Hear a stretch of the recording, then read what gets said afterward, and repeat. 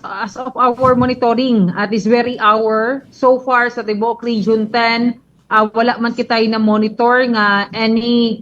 group no nga nagpahigayon og kaning transport rally or kaning mga rallies no sa ato ang AOR, but padayon pa ni ang ato ang monitoring ni ana. And though aduna kitay deployment pod no sa ato ang mga PNP personnel on the ground, 1,800 kapin kana ka mga PNP personnel, apil na dinha ang katong ana sa ato ang mga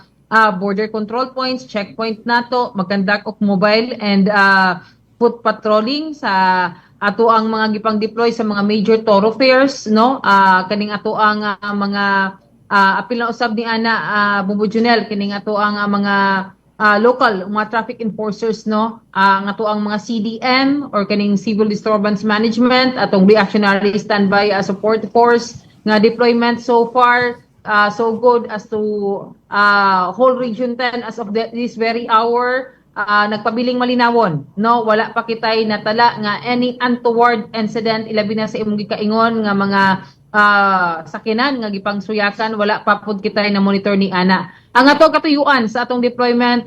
Junel, is to ensure public safety, manage nato ang traffic kung anaaman makaapekto, og ma-assist nato no ang atong mga computers nga naapektuhan sa maong nationwide transport strike.